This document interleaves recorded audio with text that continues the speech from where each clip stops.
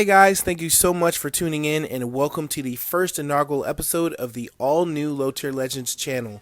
My name is Arave Downtown, formerly Team Marvel, and today we are bringing you a brand new series which we highlight every single character in a particular fighting game. Guys, we are super stoked to be providing content again, and I thought what not a better way to kick off the new channel than by talking about one of my favorite fighting games of all time, if not one of my favorite video games of all time, and that is Marvel vs. Capcom 2. What can I say about this game that hasn't been said already? It is absolutely revered by the fighting game community, an instant classic, the big PP, 50 plus man roster, beautiful colors, great soundtrack including a very catchy character selection screen, zany combos, 3v3 tag team action. Ugh, what more can you ask for in a video game? No lie, I play this game probably more consistently than I do next generation games. And the crazy thing is, this game has been out for over 20 years now, and I've been playing it for about 10 years. And even to this day, every time I play it, I always learn something new, even so many years down the road, because that's just how extensive and how varied this game is, especially with having so many characters and so many options to choose from. This game is awesome. And so with that being said, I thought it would be pretty cool to create a series in which we kind of break down every single character on the roster. With such a big roster, it can be easy for a lot of characters to fall through the cracks, and especially now, because we're so far removed from the initial release date, a lot of people that still play this game faithfully kind of have their set characters, be them medium to high tier. So I thought it would be a great opportunity to look at the entire roster and provide tutorials not only for the initiated but also those looking to play more fighting games, starting with the classics. And so if you guys think you'll like this content, feel free to hit the subscribe button and hit the bell. That way you could stay up to date for when we post new Marvel vs. Capcom related videos and much, much more. So with that being said, let's go ahead and dive into Captain Commando. So before I officially started the video, I wanted to talk a little bit about the hardware I'm using, as well as the layout of our videos moving forward.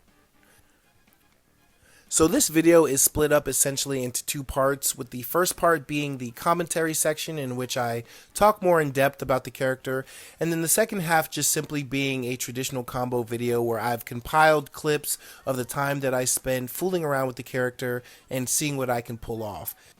We were just blown away by you guys and the warm reception we received from the previous videos, and one of the requests you guys had was to bring commentary to the videos, so that is something that we definitely want to bring to you. So if you guys like this format where the first half is kind of a commentary and then the second half is more of a combo video, just go ahead and leave a comment in the comment section down below. We can always split up the videos, as well as have videos that are either with commentary or without commentary. So we really want to provide the best content to you guys, and our content is shaped by what you guys want to see. So definitely feel free to leave some comments down below and show us your feedback. Also, be sure to comment which character you would like to see next in this series of Marvel vs. Capcom 2 characters. Really, we're not going in any particular order, so whatever you guys want to see, we will go ahead and cover it.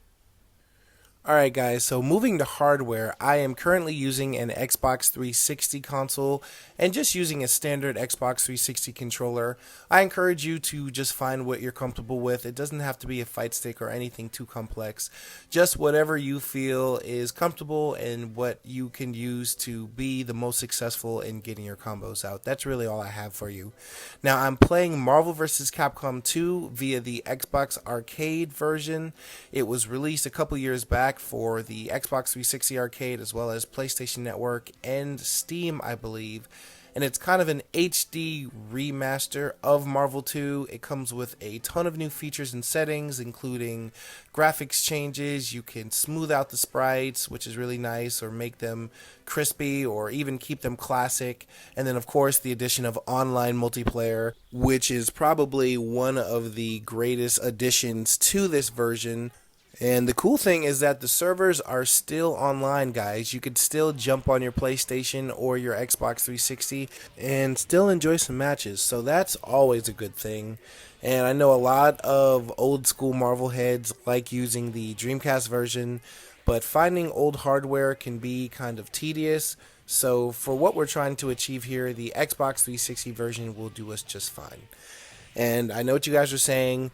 Well, I don't have a 360 or a PlayStation 3, and even if I did, I don't have Marvel 2 installed. That's totally fine, guys. We're actually going to be coming out with a brand new video talking about all the different ways you can still play your retro fighters, be it mini consoles, be it emulation, or finding hard drives with the games on them. So there are still a lot of options when it comes to playing your old retro games, and we are going to provide that to you in an all-new video. So you definitely want to stay tuned for that. But with that being said, let's finally jump into Captain Commando. Alright guys, so I thought it would be a good idea to first start off with a basic overview of the button layout for Marvel 2. So it's a pretty simple button scheme, 6-button layout where 4 buttons are dedicated to light, heavy, kicks and punches, and then pretty much 2 buttons dedicated to your assists. So just like I said, you have a light punch, light kick, and heavy kick. With your heavy kick usually being your launcher. A lot of characters, including Captain Commando, have a single button launcher, which is great.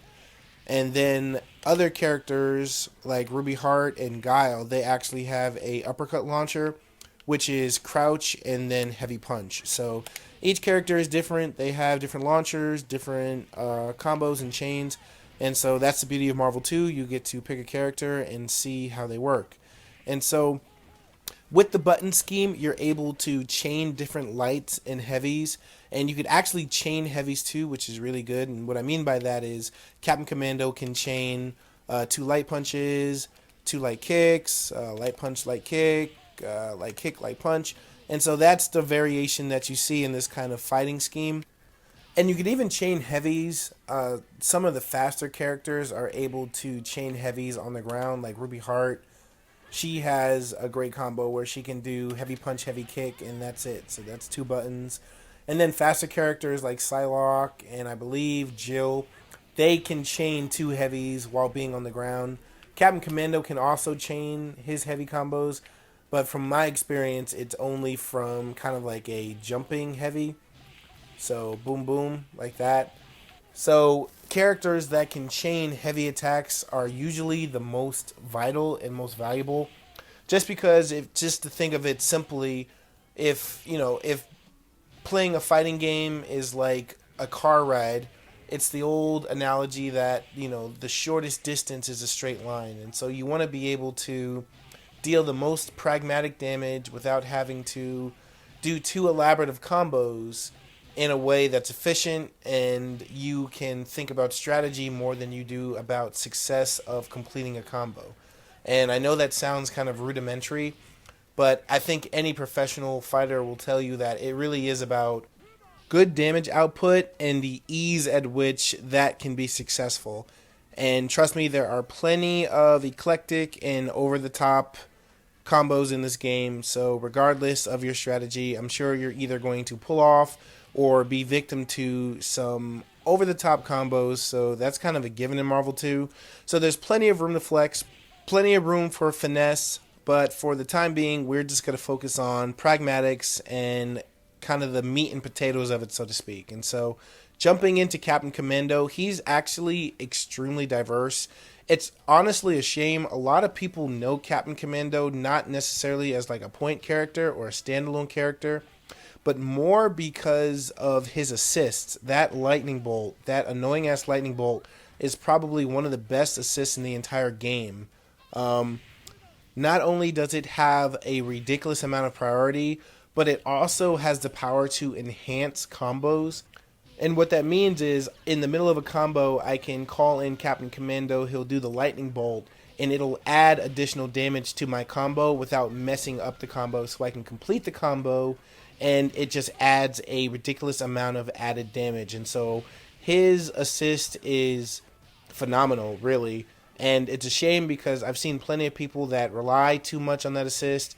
You get a lot of people that are maybe a little too assist happy in this game, and when their best character dies and they're left with Captain Commando, they really don't know what to do, which in my opinion is a shame because he has such an arsenal of things if you know what to do with him. And one thing that people might not know or people kind of neglect is the fact that he actually has a pretty diverse arsenal. For one, he has a projectile that goes across the screen, and that's his flamethrower right here. And he could do that both light and heavy attack. We could turn on the attack data and see if there's a difference in... So light is a 16 and heavy 16. So it's essentially the same damage output for either a light or a heavy. So you really don't even have to do a heavy if you don't want to, or if it's easier to just do lights, which is actually pretty good. And then on top of that, he also has his posse.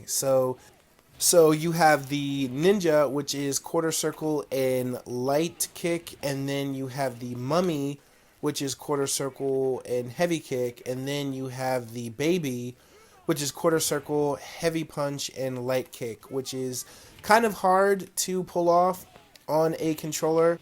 So I kind of refrain from using the baby, but really, if you look at it, all you really need is the ninja and the mummy, because that is essentially having both an overhead and a really good anti-air. And in the clips that I have in fooling around when I'm trying to play more spacey, using the flamethrower and then using my friends, there is a lot of things that the mummy especially can nullify, like even some hypers, which is really good. When I want to play more offensive and more aggressive, the ninja is actually a great way to kind of end a combo, and regardless if you get a hit confirm, it's a way to escape, kind of, because it'll create some space. So I'll turn on auto blocking, guard auto. So I'll put him in the middle so you could see. Okay, so let's say, I missed the first one. So you see that. So even if I don't get my hit confirms and my opponent blocks, by just adding that extra quarter circle and bringing the ninja in, it creates a decent amount of space. So at least I don't find myself open to retaliation. So it's the little things about Captain Commando which make him a amazing character, and that's why he's really growing on me, because he has aggression when you kind of want to play up close, and then he also has that brilliant spacing with his flamethrower, and then obviously calling in the ninja and then the anti-air. So really, if you wanted to, you could just chill, be in the back, and just keep on spamming these things, and then as soon as they get close, you just fry them with the lightning bolt. And we didn't even get to that yet. So before even kind of talking about the one thing that he's known for, there are so many things that you can do that already makes him a pretty decent weapon. And then finally, we're going to talk about this big-ass lightning bolt. This is his big PP move. This is the move that everybody's like, oh my god, he's using Captain Commando, and he's going straight for the B assist. So, and that's rightfully so. So when you see him come in and use that lightning attack, you're going to know exactly what I'm talking about. It has great utility on its own, especially when trying to create spacing. It's a great anti-air and able to reach pretty high up. And of course, it's a setup for a lot of combos, including his first hyper, which is his commando sword. And so there's a lot of utility there, so that lightning bolt is definitely a tool. Inside the combo cut-ups that I'll show you at the second half of the video, you'll see quite a few combos that involve the lightning bolt. So there's definitely a use for it. I also want to talk about his standing heavy punch. This is actually really good because if you notice, it's a big motion. It takes up a lot of space, a lot of frames. And because of that, you could hit your target from a pretty safe distance. And not only that, but you can snap somebody out at that distance, which I think is incredible. Because when you look at the animation, although it seems long, really you're just close enough that you can still be in range to snap them out or still complete a combo. So as you can see, I could do something where I do some lights, end with a heavy, and then snap them out. So having that range and having that distance is what makes him, in my opinion, a really good character to play safe with, to experiment with, to, keep your distance, to play keep away, to zone, to play aggressively. So I think that he is an amazing character with a great arsenal. So anybody who utilizes the tools that he has will definitely be successful and definitely have the setups to be dynamic and not be so over reliant on other characters. But when they're KO'd, then you can make it happen with the captain. You know what I'm saying? And then finally, one last thing I want to touch on before we go into the combo section of the video is his hyper combo selection. So Captain Commando has two hypers, one being the huge beam sword and then the other being his posse attack, which I like to call it. So his beam sword is pretty straightforward. It's just a big ass beam that comes up and then it comes down. So anybody in that radius is pretty much going to get hit. That being said, it's a little weird in that depending on where the opponent gets hit determines the value of the hit. And so general rule of thumb is the higher and further away from the beam, the less damage the opponent is going to take, versus if it's moderate height and as close to the beam as possible, the beam actually kind of slams the character down and it does more damage that way. And so as an example, let's see. So this is an example of I do a combo, he's in the air, and then as you see, I do the beam and it pretty much just phases right through him and only does, abysmal damage. But then you see I chain it with just a basic lightning attack that puts him in pretty close range to the beam, and as you see, the damage output is significantly greater for opponents that are closer to the beam. And so it could be a little nuanced, but generally speaking, you're more than likely to get a hit. The hyper in and of itself is pretty weak, but it can do pretty substantial damage depending on where it hits the opponent. So I generally use it to round out damage or just to do some added damage. Really, I think the star of the show is his second hyper, which is pretty much Captain Commando and all of those supporting characters that we've been using coming together and just kicking her ass.